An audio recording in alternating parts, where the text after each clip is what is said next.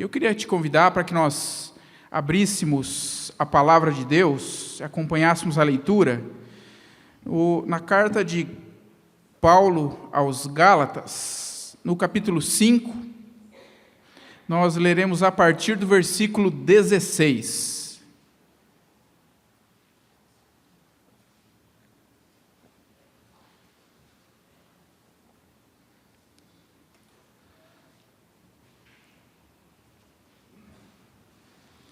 Gálatas 5, a partir do versículo 16, o texto bíblico também se encontra aí projetado. A palavra do Senhor nos diz assim: digo, porém, andai no Espírito, e jamais satisfareis a concupiscência da carne.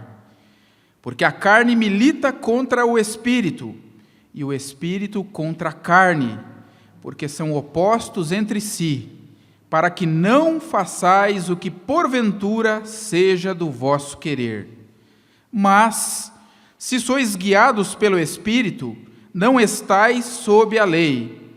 Ora, as obras da carne são conhecidas e são prostituição, impureza, lascívia, idolatria, feitiçarias, inimizades, porfias, ciúmes, iras, discórdias, dissensões, facções, invejas, bebedices, glutonarias e coisas semelhantes a estas, a respeito das quais eu vos declaro, como já outrora vos preveni, que não herdarão o reino de Deus os que tais coisas praticam. Até aí, meus irmãos. Vamos orar?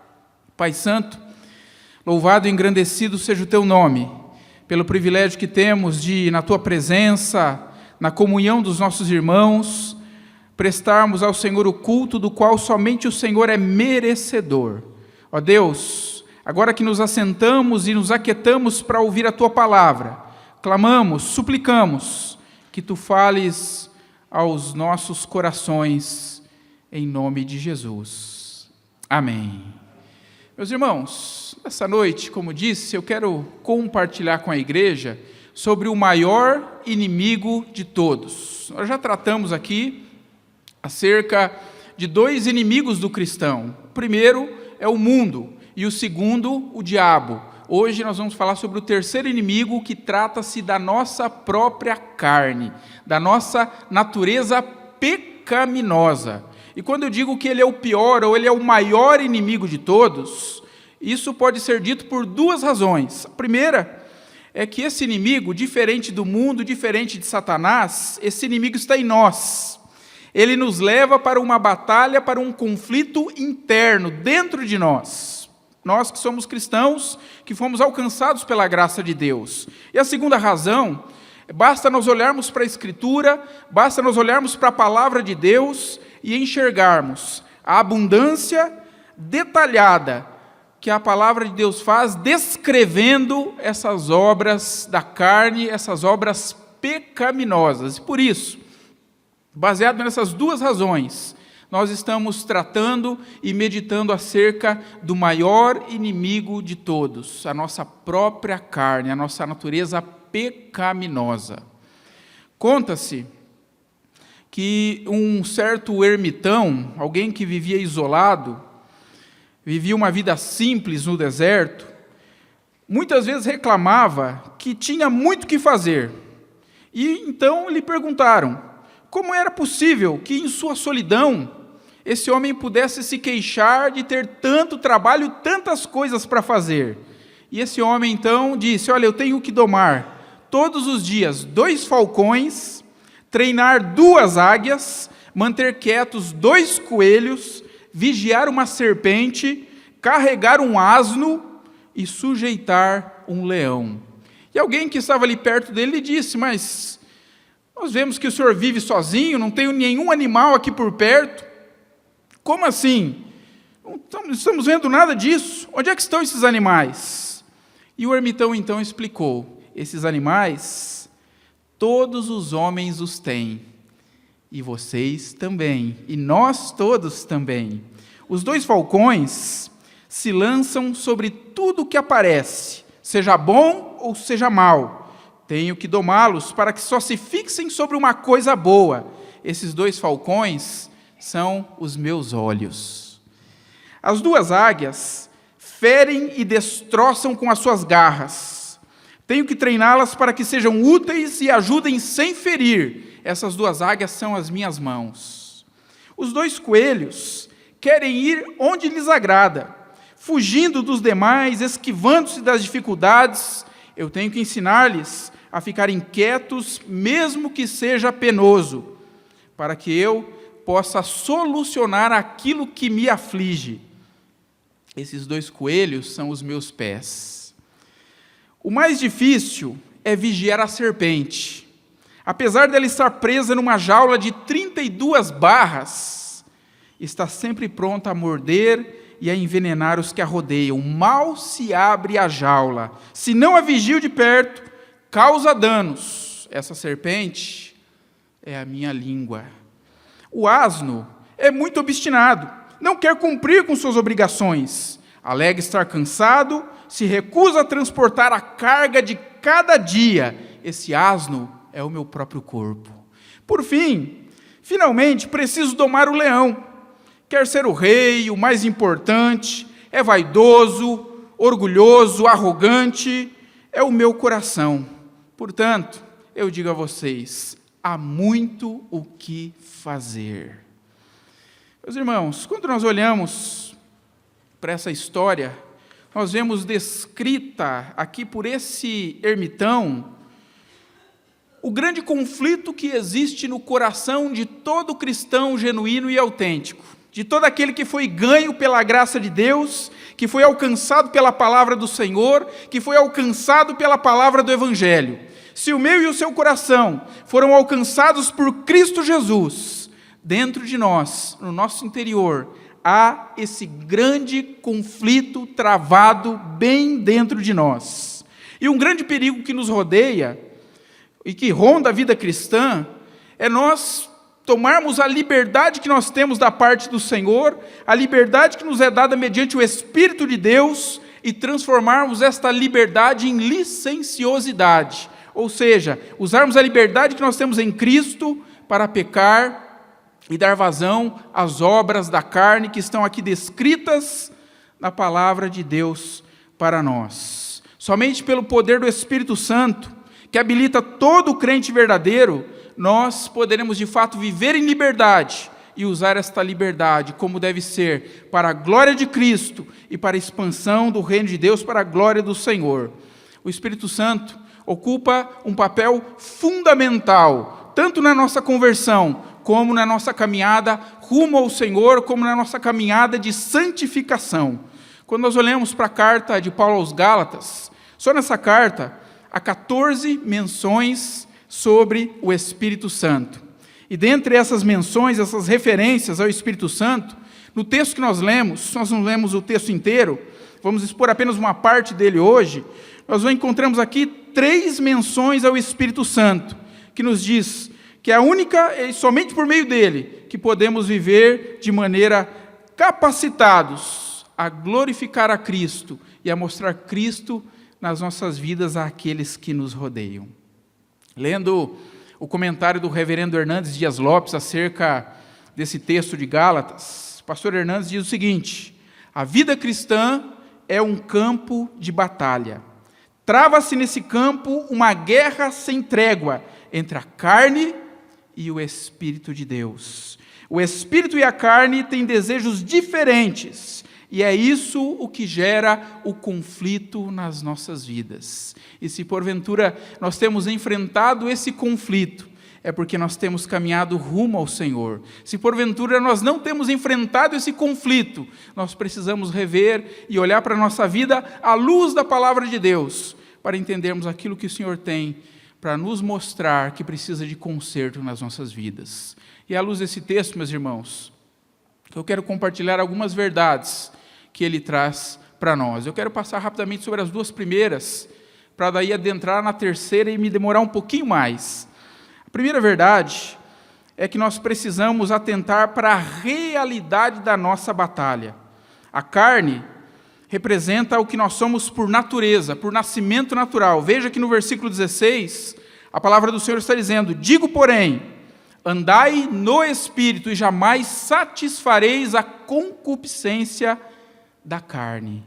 A carne, esta carne descrita na palavra de Deus, representa aquilo que nós somos por natureza, por nascimento natural. O Espírito aponta para aquilo que nós somos pelo nosso novo nascimento, ou seja, é o Espírito Santo de Deus quem gera em nós o novo nascimento.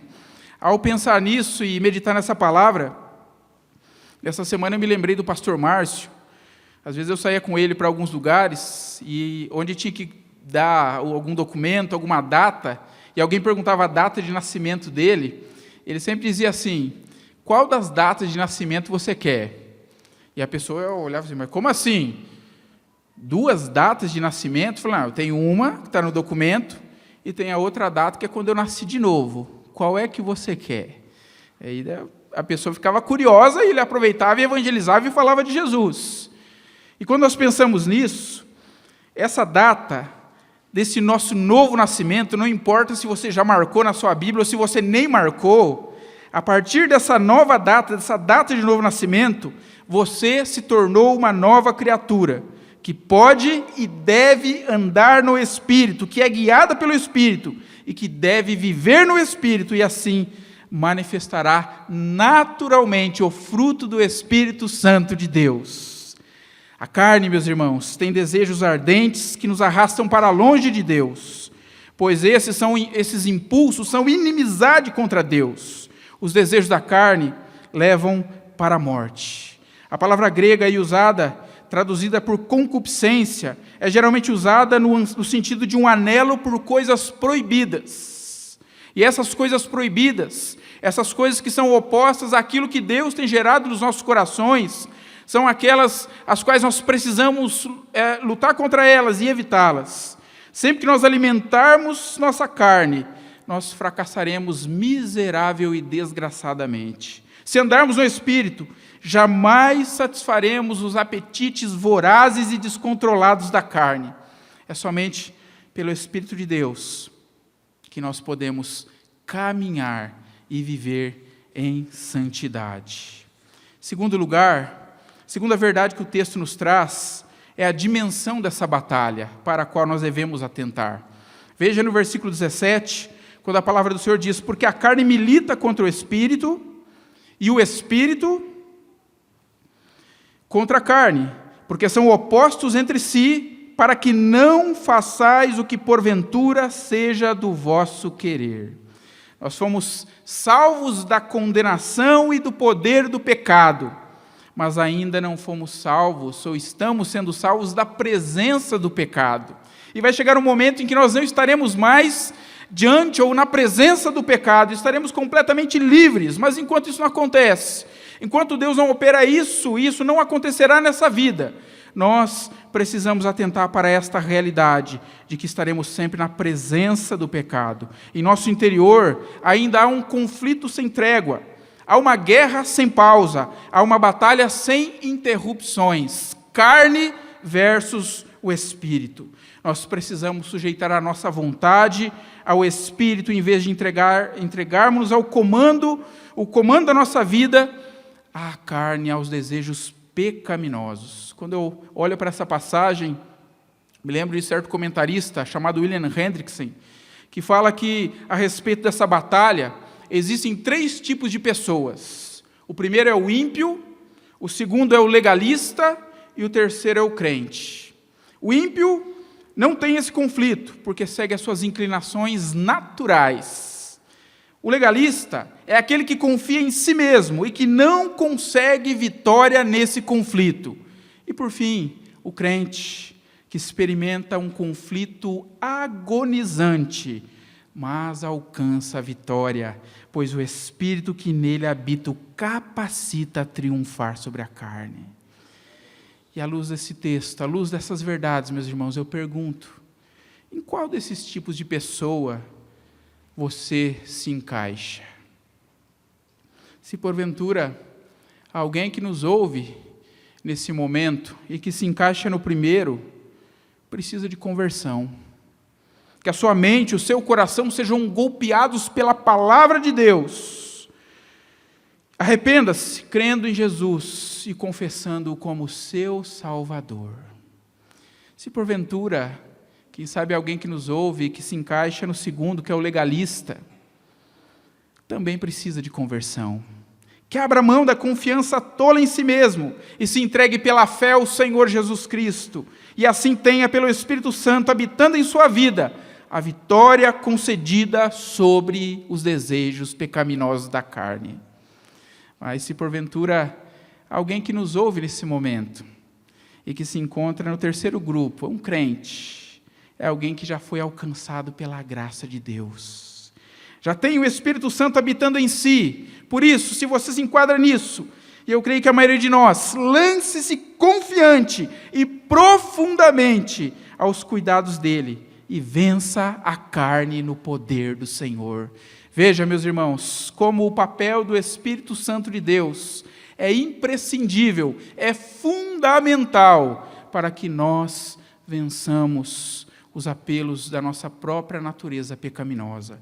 Alguém disse que o Espírito Santo não é apenas um vendedor de mapas para o destino da liberdade, mas ele é o próprio guia que nos toma pela mão e nos guia pelo caminho até a glória final.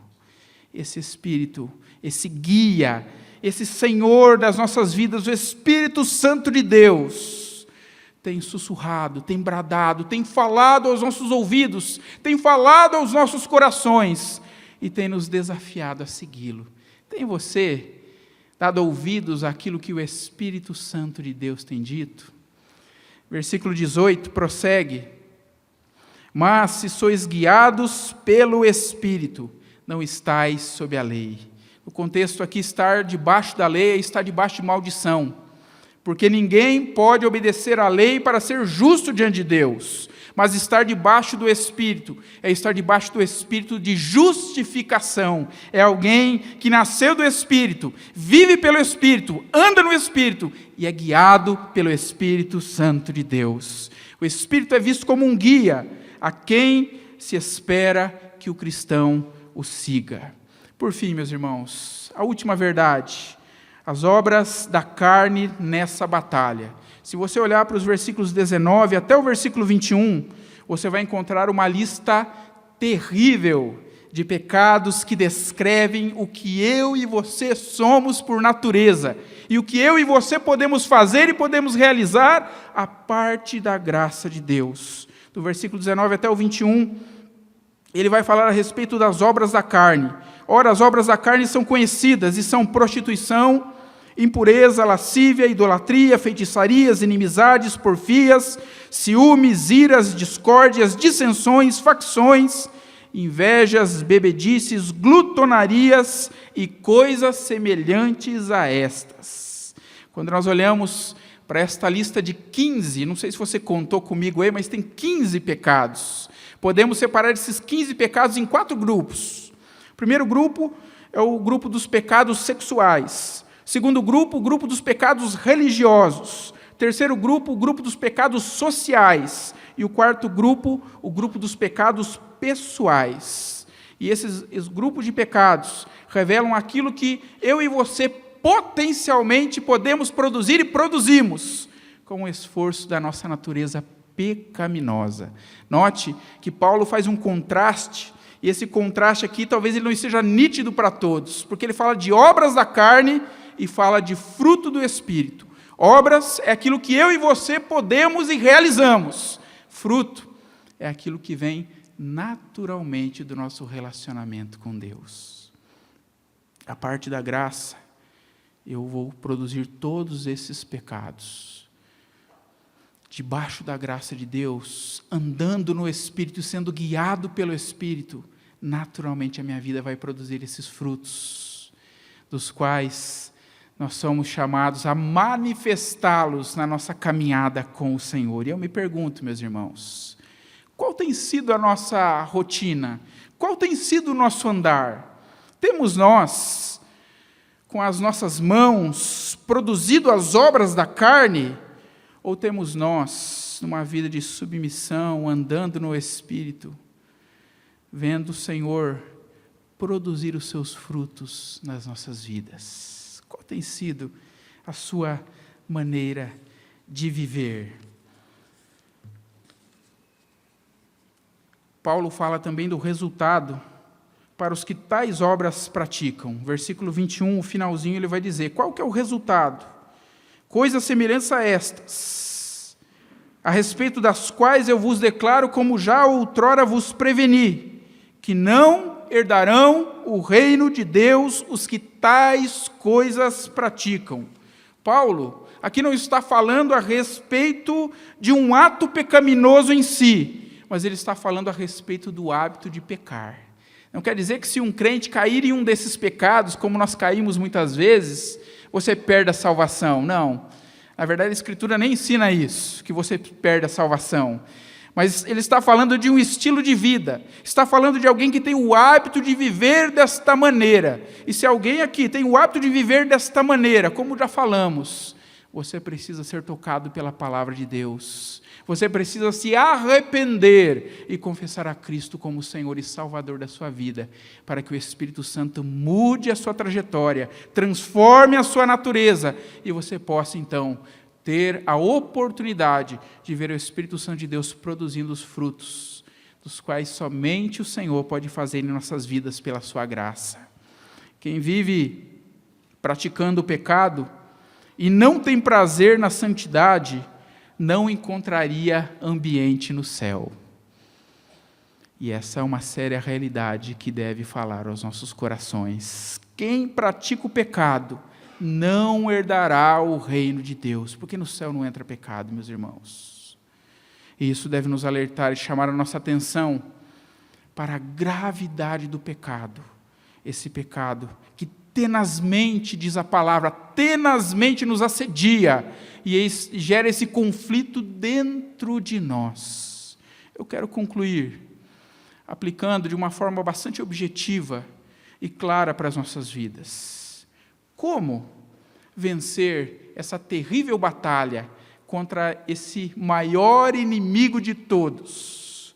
Como domar esses terríveis bichos que vivem em nós, como falamos na história do início? Para vencer a carne, meus irmãos, a própria palavra, o próprio texto que nós lemos já nos responde. Para vencer a carne e os seus desejos pecaminosos, nós somos exortados a andarmos no Espírito. O verdadeiro Filho de Deus, nascido de novo, consequentemente, apresentará o desejo pelas coisas de Deus e o buscará. Que essa seja a realidade das nossas vidas e dos nossos corações. Eu nunca vou me esquecer da história que tantas vezes eu ouvi aqui nessa igreja, a respeito daquele senhor que tinha uma rinha, onde ele colocava ali 2 cachorros para brigar. E sempre ele apostava no que ganhava e ganhava. E alguém então falou, mas como é que o senhor sabe? Qual que vai sempre ganhar para apostar nesse e ganhar? E ele então disse, é simples, muito simples, eu vou te contar o meu segredo. O cachorro que eu quero que vença a briga é aquele que eu alimento. Aquele que eu deixo de alimentar, com certeza vai perder. Como é que eu venço essa terrível batalha, meus irmãos? Alimentando a minha nova natureza gerada pelo Espírito Santo de Deus. E eu volto aqui a frisar aquilo que nós temos frisado já em algumas escolas dominicais. Temos frisado nos cultos, onde temos oportunidade. É preciso que nós disciplinemos a nós mesmos, meus irmãos. Como é que eu ando no Espírito? Eu ando no Espírito orando. Eu ando no Espírito lendo a palavra de Deus. Eu ando no Espírito estando em comunhão com o povo de Deus. Mas muitas vezes a carne é tão traiçoeira. Muitas vezes as lutas são tão intensas que nós nos desanimamos. E nós então precisamos nos disciplinar. E como é que nós nos disciplinamos? É o que eu tenho dito aos irmãos. Leia a Bíblia quando você tiver vontade de ler a Bíblia. Mas quando você não tiver vontade de ler a Bíblia, leia até ter vontade. Ore quando você tiver vontade de orar. Quando você não tiver com vontade de orar, ore até ter vontade de orar. Venha na igreja quando você tiver com vontade. Quando você não tiver com vontade de vir na igreja, venha até que a vontade apareça. Sem legalismo, mas fazendo assim, meus irmãos, nós nos disciplinaremos a nós mesmos, para que daí então, pela graça do Senhor, andemos no Espírito e se tornará realidade nas nossas vidas, aquilo que a palavra diz. Se nós andarmos no Espírito, jamais satisfaremos os desejos da carne. Que Deus te abençoe, meu irmão, que você tenha vitória do Senhor sobre a carne, sobre essas obras terríveis, e que na sua vida manifeste-se o fruto do Espírito Santo de Deus. Amém. Vamos orar mais uma vez? Coloquemos todos em pé.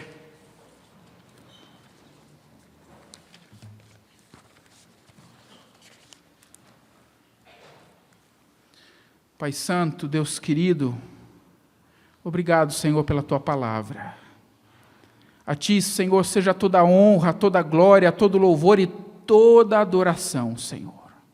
Sabemos, ó Deus, que enquanto estivermos nesse mundo, como cristãos que de fato somos, como pessoas regeneradas, transformadas pela graça do Senhor, nós enfrentaremos inimigos terríveis.